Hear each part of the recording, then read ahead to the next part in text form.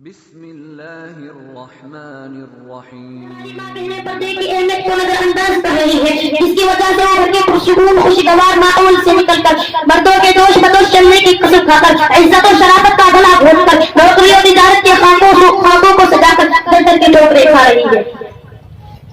نوجوانوں، اگر تمہاری لبوں میں خون ایمانی گردش کر رہا ہے تو اٹھو، اپنی ماں بہنوں کو جو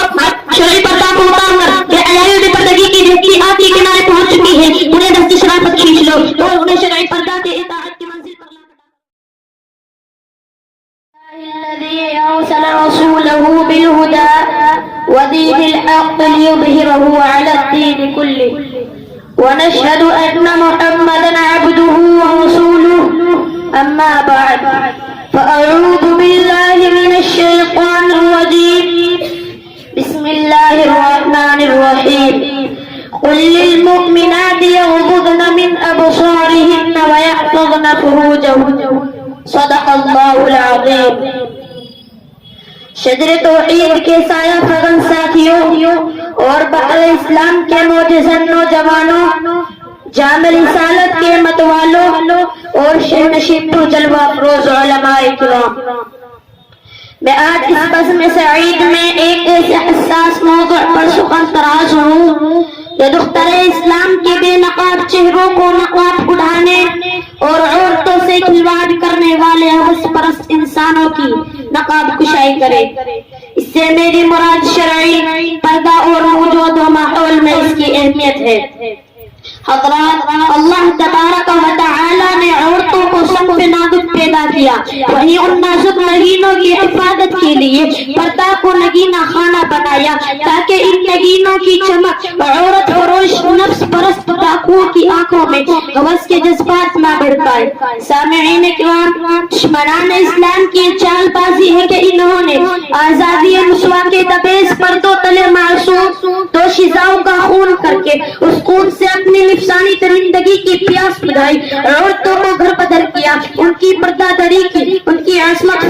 فروشی کی، ان کی عزت ریزی کی، ان کی عریانت کی نمائش کی۔ لیکن آج کی عورت نے جب یغضضن من ابصارہن کے پاکیزہ پیغام کو ٹکرایا تو دنیا کی نفس پرست درندوں نے اس کے زیور عزت، اس کے دامن عزت کو تار تار کر دیا۔ آج کی عورت نے جب ولایدین زینتہن کی نصیحت کو پیروں تلے رون ڈالا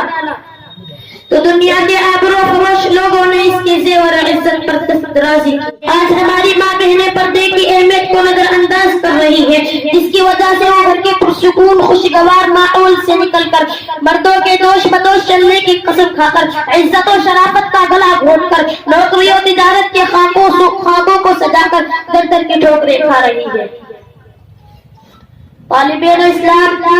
آج کی عورت وہ عورت نہیں رہی کہ جن کے پلکوں پر شرافت ہوتی، جن کے پیروں کے پائل میں اجازت ہوتی، جن کے ہونٹوں کے تبسم میں عبادت ہوتی، جن کی مقدس زبانوں پر تلاوت ہوتی، جن کے دامن میں شریف وسیع کی غیرت ہوتی، جنہیں بے پردہ عورت سے حقارت ہوتی، جو ستاپا لباس میں ملبوس ہوتی، جن کا کاجل حیا کی شہادت دیتا، جن کے بالوں کی سیاہی میں شرافت ہوتی، جن کے رخسار سے انا کی خوشبو پھوٹتی، جن کے آنچل سے پھولوں کی نزاکت زندگی پاتی۔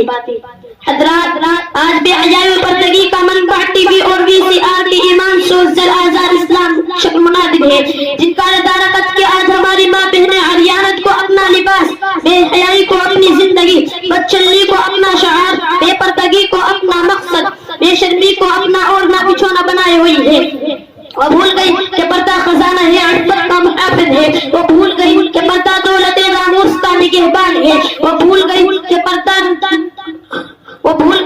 پردہ عریانت و بے حیائی کی چلچلاتی دھوپ میں ایک بادل رحمت ہے۔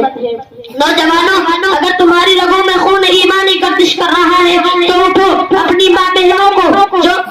شرعی پردہ کو اتار کر بے حیائی و بے پردگی کی دیکھتی آگ کے کنارے پہنچ چکی ہے، انہیں دست شرافت کھینچ لو اور انہیں شرعی پردہ کے اطاعت کی منزل پر لا کھڑا کرو۔ آخر میں اللہ سے دعا کروں گا کہ اللہ ہماری ماں بہنوں کو شرعی پردہ پر چلنے کی توفیق عطا فرمائے۔